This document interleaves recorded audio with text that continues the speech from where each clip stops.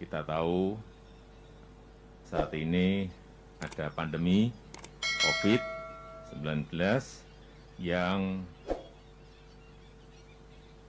mengenai kita semuanya. Kesehatan kena, ekonominya juga kena, dan itu dialami tidak hanya yang kecil saja, yang mikro saja, tapi yang tengah juga kena, yang gede juga kena semuanya. Yang terkena juga hampir semua negara. Negara maju kena, negara sedang kena, negara miskin kena, semuanya kena. 215 negara terpapar COVID-19. Saya juga tahu bahwa Bapak Ibu semuanya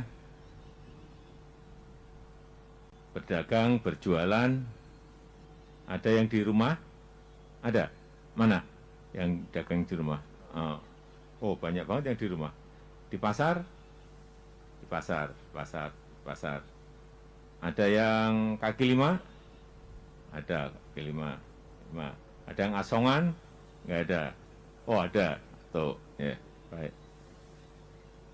Saya tahu bahwa kondisi omset Bapak Ibu semuanya tidak seperti pada saat normal, benar ya? Yang dulunya mungkin bisa jualan sampai 1 juta, sekarang mungkin tinggal di bawah 500. Yang biasanya dulu jualan sampai 500 ribu, sekarang mungkin tinggal 100 atau 200, benar? Tapi itu sekali lagi, mengenai tidak hanya yang kecil saja, tapi yang menengah, yang gede semuanya juga sama. Oleh sebab itu saya mengajak Bapak Ibu semuanya untuk tetap bekerja keras, tetap bersemangat, agar kita bisa melewati situasi yang tidak normal ini. Kapan? Kalau vaksinnya sudah jadi. Ini vaksinnya baru uji klinis yang ketiga ini, diperkirakan nanti di Desember atau Januari sudah diproduksi, artinya nanti Januari semuanya divaksin. Setelah itulah kita akan masuk ke situasi seperti sebelum pandemi yang lalu. Tapi ini masih butuh waktu, karena masih uji klinis.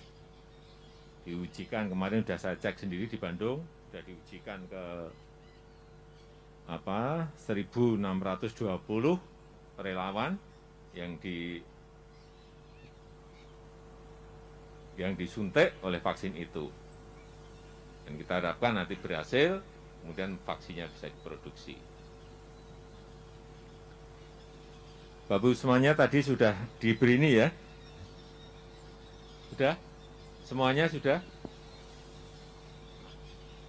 Isinya tahu? Belum ada yang buka?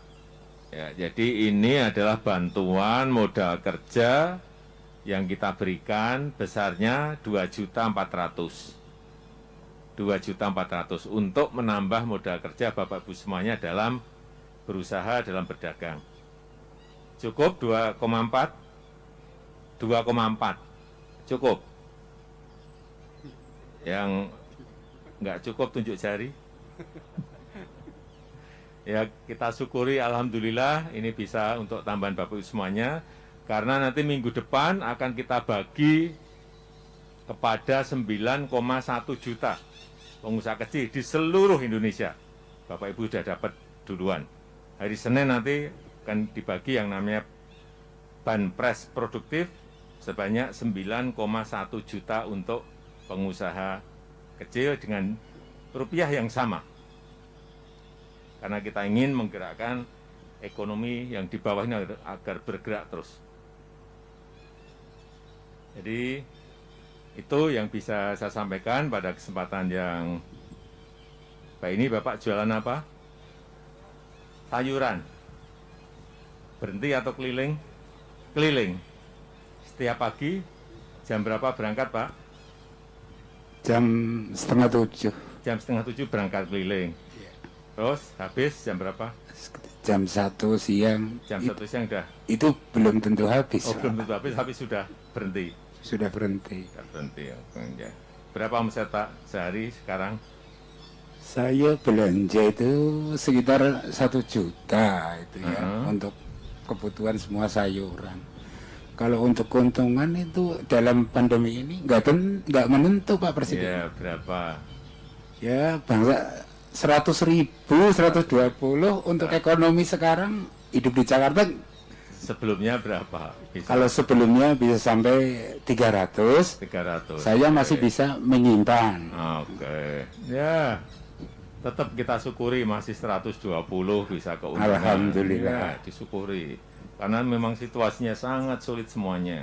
Kita harus mengerti situasi ini, situasi yang tidak kita kehendaki, tapi ini ujian dan cobaan yang diberikan pada kita. Kita hadapi tantangan yang berat ini. Tapi sekali lagi, insya Allah di bulan Januari itu vaksinnya sudah mulai disuntikkan sehingga kita bisa masuk ke situasi normal.